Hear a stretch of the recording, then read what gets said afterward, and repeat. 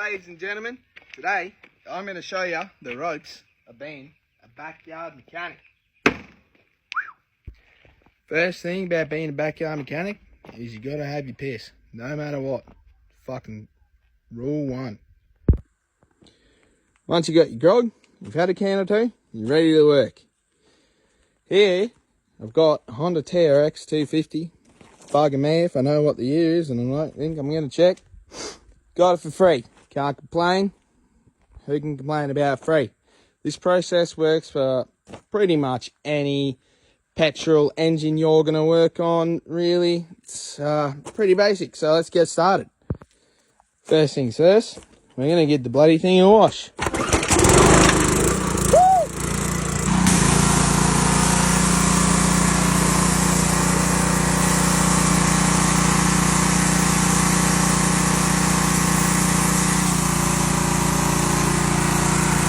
Right, now that you've very poorly washed whatever you're working on, because your pressure washer ran out of fuel and you were too lazy to put more fuel in it, we move on to the next step, which is rolling it into your very clean, very well organised working area. Now, what you are going to do, what you're going to want to do is catch up on all the fucking piss that you weren't drinking while you're cleaning whatever the fuck it is you're working on. Once you've done that, you're going to want to get your next drink, obviously.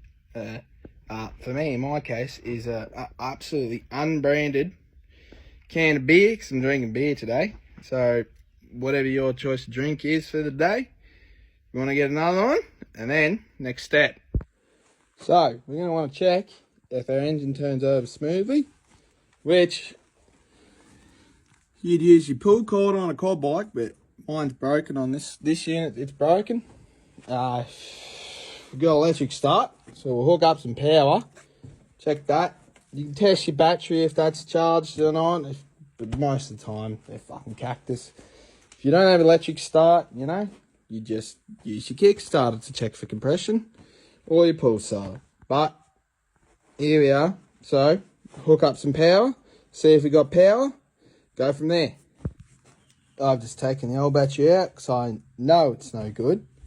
But if you're feeling optimistic, you want to check, grab your multimeter, stick her on the old dogs, and we got 0.2. That will never charge up, that'll never work. Done. It's done. Throw it in the bin. Now, luckily for me, I've got a brand new battery that was meant to go in something else laying around. So I'm going to chuck that in it. Usually I'd use my jumper pack, but it's flat. So that's great fun.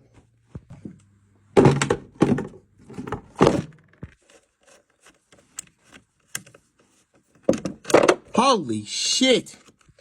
Right, now you have power of some form, a new battery, charge the old battery, or you got a jumper pack on, whatever. We've got power. Fucking simple as this. We're going to see if the engine seized or if it turns over, which we're lucky there. Engine's not seized, starter motor's good, all that works. Next step, just check if there's oil on your dipstick, which I do have a dribble. Just a dribble. Yeah, I know there's a little bit of oil in there, but that's alright. That's it. Alright. Don't bother putting fuel in it first and then just yanking on the fucking thing. You want to check in your airbox, see if there's any fucking bullshit in there. Mice nests, shit like that. It's a cake. You've seen fucking shit in America or whatever. All fucked. That's your next step. Checking the airbox, if this is okay.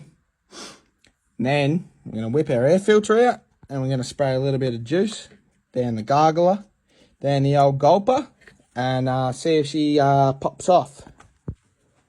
I had to pull the whole airbox out due to unforeseen circumstances. Luckily, it was just 2 clips, and one hose clamp for the carby inlet. I got lucky there. Right, so you want to get your spray, and well, I can't do this with two hands, but you're going to want to open your throttle up at the same time when you spray it in. But do that. Once you've filled the old ingestion hole with some combustible fluid, fuel, spray, whatever, see if she'll start. Oi! She fired off. I don't know if you heard it really well from the video, but she did a couple of puffs. So that means she's got spark. If there was nothing from that, you check the spark. If there wasn't spark, you'd chase some spark issues. If there was spark, you'd chase you'd go on to checking valve clearances. Seeing if those valve clearances are correct, and so on and so forth. But luckily, no. So she started on fluid, so move on to the next step. Right, so this takes a little bit of, competence and common sense. So depending on what you've got and how long it's been sitting, etc., that's what you're going to work off. But I know this has been sitting for a while, so, look in the fuel tank. Is there fuel in there? There fucking is. Give it a sniff. Does it smell rank? Yes, it does. We want to drain that out.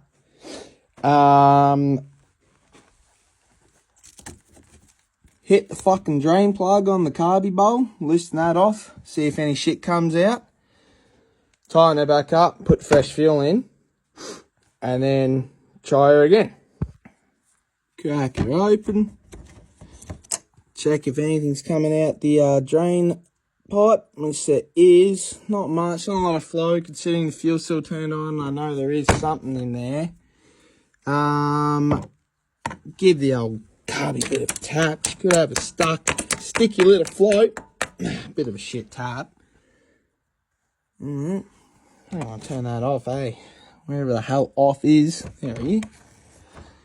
Let all that drain out till it stops dripping. Fresh fuel in it. Close that back up. Turn the fuel back on. And then crack that back open. See if fresh fuel comes out. There we go. That was all that was in the tank. Alright, that's old fuel. Some old engines would still fire off and run on this very easily. But I did learn quite recently, actually, on that just because the fuel is 6 years old and it's not gone gummy and the bike's running on it, doesn't mean it's any good to use. Right? I learnt this the hard way by not changing out that old fuel from that. I ended up running it on that old fuel because, fuel's not cheap at the moment. So I was like, fucking, it's got a full tank of this fuel in it. Keep running it. Ran the bike, ran it a few times, did a big trip in it, 3 hours. Next morning, went to run it, and the old fuel had gone that gummy, gooey, had lacquered, whatever you call it, all through the intake, stuck the valves open. Then when I turned it over, piston hit the valve, bent the valve. Now I have to pull the whole engine apart on that just to fix bent valve. So I learnt that recently. Obviously, some of you veteran mechanics, if you are watching this so far, will think I'm an idiot for doing that. But you live and you learn, and you can only learn by doing shit, fucking up. So drain your fuel, even if something runs on it. So I wasn't even going to try and run this on that, even though I thought it could still fire off. But now we're going to put some fresh fuel in. Woohoo! Alright. The bike smells like shit. I smell like shit. Put it on reserve. Just to double check, once you've got fresh fuel in there, open your little bleed screw up again. Oh, fuck, if I wasn't going the wrong way like a retard. This will tell you if there's fresh fuel going in. Yep, there seems to be. So, close that back up. Give her a fucking crank on the yanker, hey? Does the choke work? Oi. See if it's not seized, that's rare for an old Honda.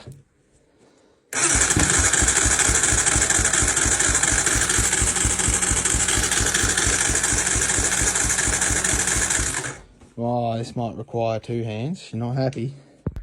Alright, she's definitely not happy. I'll see if I can set the camera up somewhere for you, so you can see.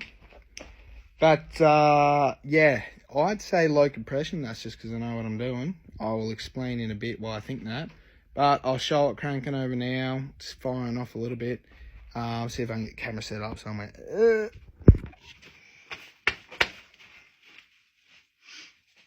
Alright, put the choke on. And I'm just going to be covering the front of the carby with my hand to get more fuel going through.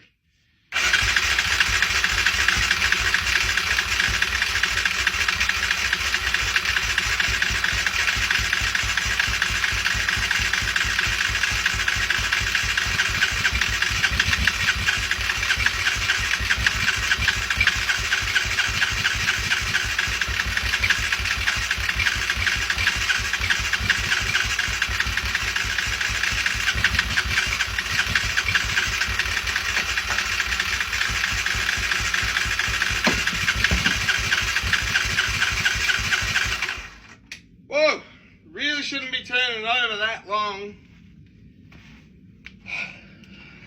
The heat up's starting to cause issues. Right, I'm not sure if you can tell from that video, but it is firing, but it's not enough to get piston going. It's sort of just, don't know if you can tell from that video. So I know that that's low compression. As a beginner, mechanic, etc., something like that, you wouldn't be able to, you might take you a bit to figure that out. But I know that that is low compression. So what I'm going to do is I'm going to go straight into the valve intake, the valve clearances, the intake clearances on the valves, check them, adjust them, and then we'll go from there. Once you get to your rocker cover, valve cover, whatever it's called, whatever you want to call it, whatever they want to call it, doesn't matter. On this particular motor and a lot of air-cooled motors like this, you have little caps to get to the valve adjustment screws on both sides. That's exhaust, that's intake. I'm too lazy to get a ratchet on the end of the crank and get it to top dead. So what you do is turn it over,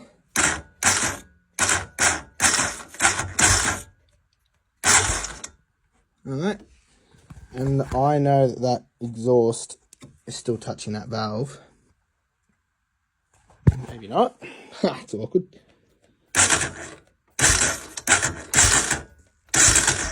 There we go. That exhaust valve is pushing all the way down, which means this intake valve will have no pressure on it at all. You don't need to get top dead.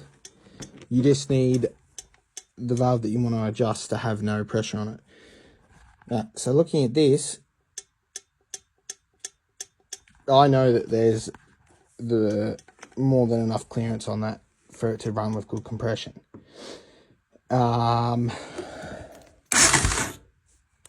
Now, luckily I just hit the button the right time. Now the intake's pushing down and exhaust. Heaps of clearance on both, and we've got low compression. I don't need to put a gauge in there to test any of that. I know. I can tell by the way the engine sounds, how quickly it's turning over, what it's doing, everything.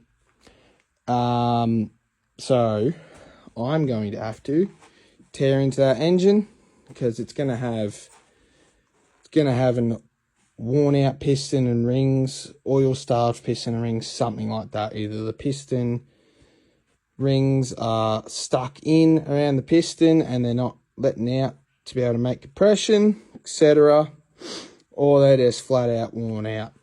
So I don't need to check timing. This is a push rod motor. The there's no chance that the timing would have gone off on this. So, as confirmed, as I thought, she has been oil starved. That ring, piston ring, is jammed underneath all the piston that has melted and seized to the cylinder, and then it's pretty much made a weld from the piston over the rings. What happens when they overheat and they run out of oil? I'm actually going to clean this up, make it run again on this piston and rings. So that'll be fucking exciting. Yeah, so if you watched all that shit, fucking thanks for fucking watching my video. You know, if you found that fucking enjoyable, entertaining, I mean, give it a like, you know, comment for a part 2 or something. And yeah, I'll do another dodgy video on fucking cleaning up a dodgy piston and doing some dodgy shit. You know, as a backyard mechanic doing some dodgy shit. Fucking oath, remember, if you don't find me competent, you'll find me hammered.